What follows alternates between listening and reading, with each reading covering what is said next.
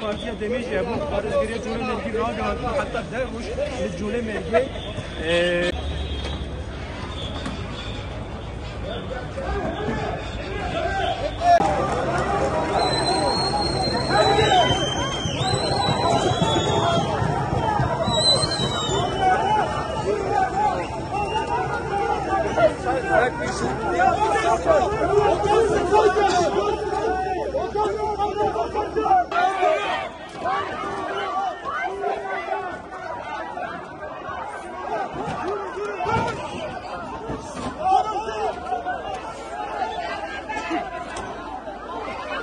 gelin.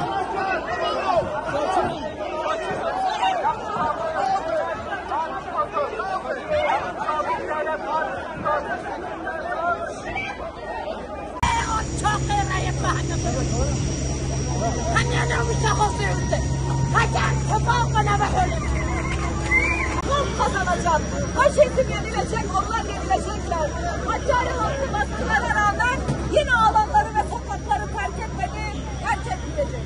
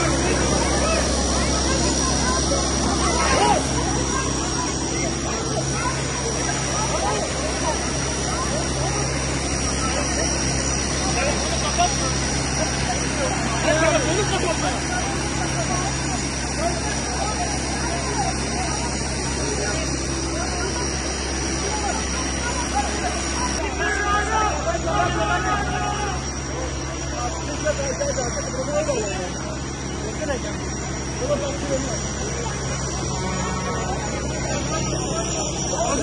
gelin.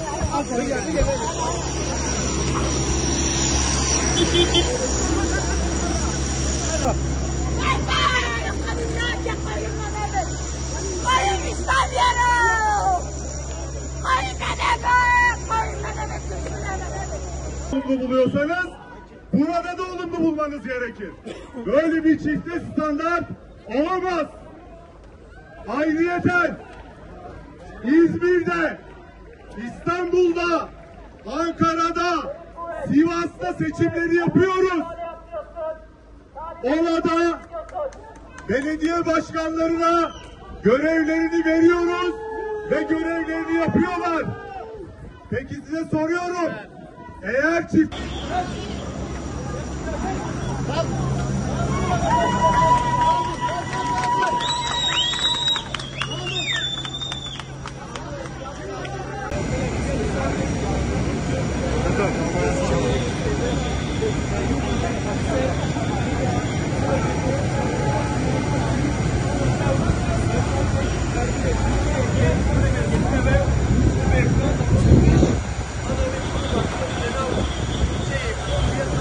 Tarafına bak.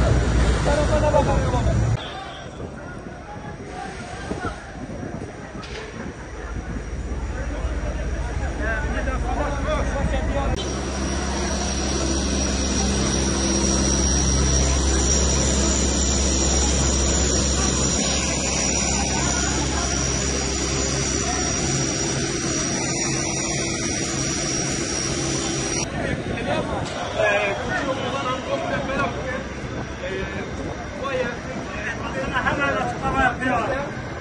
Çok